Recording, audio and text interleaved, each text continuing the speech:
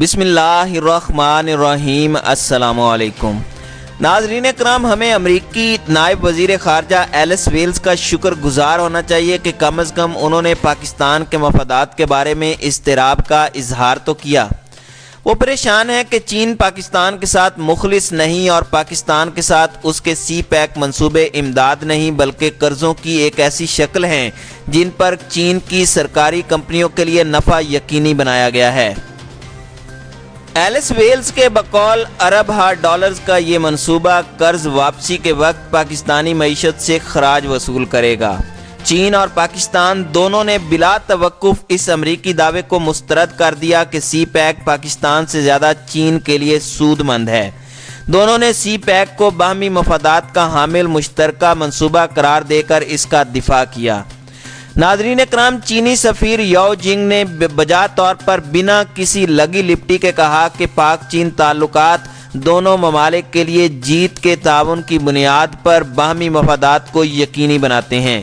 انہوں نے سی پیک کے تحت بجلی کے منصوبوں کے مہنگے نرخوں کے بارے میں ویلز کے بیان پر شدید حیرت کا اظہار کرتے ہوئے پوچھا کہ 2013 میں جب چینی کمپنیاں یہاں بجلی گھر بنا رہی تھیں تو امریکہ نے آگے بڑھ کر پاکستان کے انرجی سیکٹر میں اس وقت سرمایہ کاری کیوں نہ کی، حالانکہ اسے بخوبی علم تھا کہ پاکستان کو بجلی کی اشد ضرورت تھی۔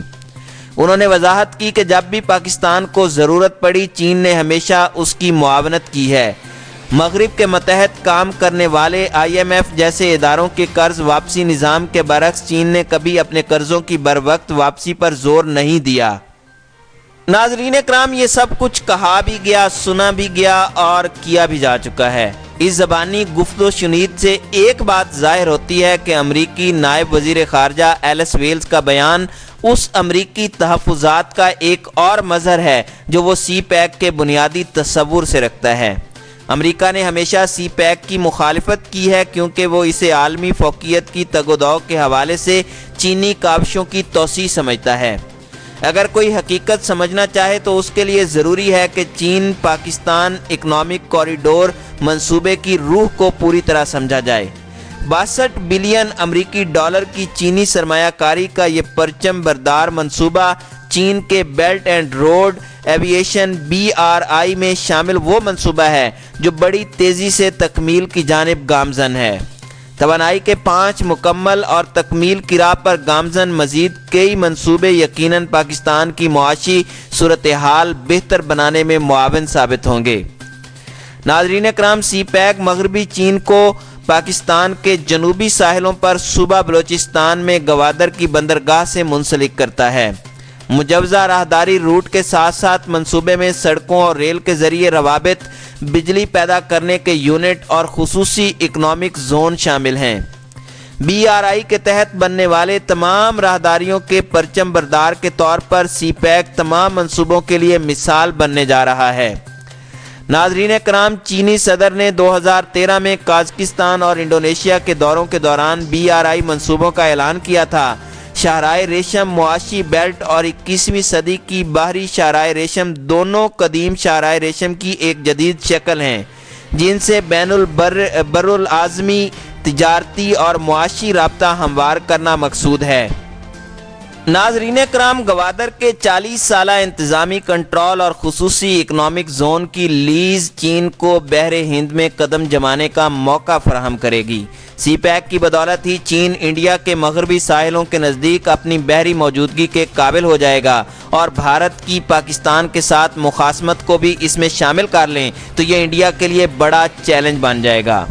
ناظرین اکرام، انڈیا کو سی پیک کے گلگت بلتستان ریجن سے گزرنے والے روٹ پر بھی اعتراض ہے۔ یہ علاقہ کسی زمانے میں جموں اینڈ کشمیر کا حصہ رہا ہے جس پر انڈیا اور پاکستان دونوں اپنا اپنا دعویٰ رکھتے ہیں۔ امریکیوں نے ہمیشہ انڈیا کے نقطہ نظر کی تائید میں جانبداری دکھائی ہے۔ انڈیا اور امریکہ دونوں آسانی سے یہ بات بھول جاتے ہیں کہ 1960 میں ورلڈ بینک کی سہولت کاری سے طے پانے والے سنتاس معاہدے کے تحت منگلا ڈیم اسی علاقے میں تعمیر کیا گیا اور دونوں ملکوں نے اس کے لیے مالی وسائل مہیا کرنے میں اپنا حصہ ڈالا تھا۔ اب اس پر اعتراض کیوں ہے؟ ناظرین کرام، یہ سب طاقت کا کھیل ہے جس کے ڈانڈے امریکہ کی چین کے حوالے سے اس خطے میں پالیسی سے جا ملتے ہیں۔ دوسری جانب چین اور پاکستان دونوں ہمیشہ انڈیا کے اعتراضات کو مسترد کرتے اور اس بات پر زور دیتے آئے ہیں کہ سی پیک کا واحد مقصد خطے میں روابط کو فروغ دے کر امن و خوشحالی کا حصول ہے۔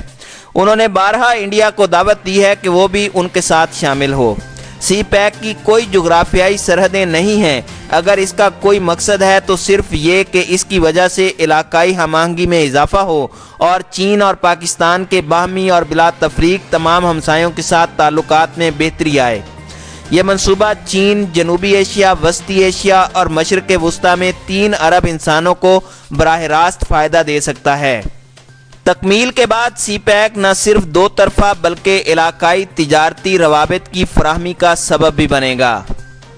ناظرین کرام، ان تمام مقاصد کے حصول کے لیے ہماری اولین اور سب سے بڑی ذمہ داری اس منصوبے کو کامیابی کے ساتھ چلانے کے لیے درکار سیاسی عزم اور حفاظتی فریم ورک فراہم کرنا ہے تاکہ بنا رکاوٹ یہ منصوبہ مکمل کیا جا سکے۔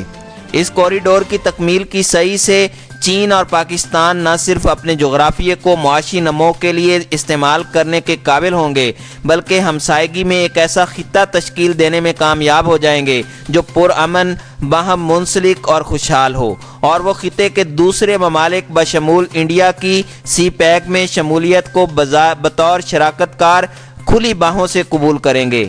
لیکن بدقسمتی سے انڈیا BRI اور خصوصاً سی پیک پر شک کرنے کی اپنی ہٹ دھرمی پر قائم ہے۔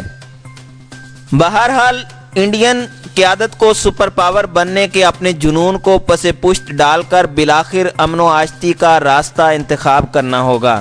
ناظرین کرام، کیا بھارت سے ایسی توقع واقعی وابستہ کی جا سکتی ہے؟ اس کے لیے ضرور اپنے کامنٹ سے آگاہ فرمائیں۔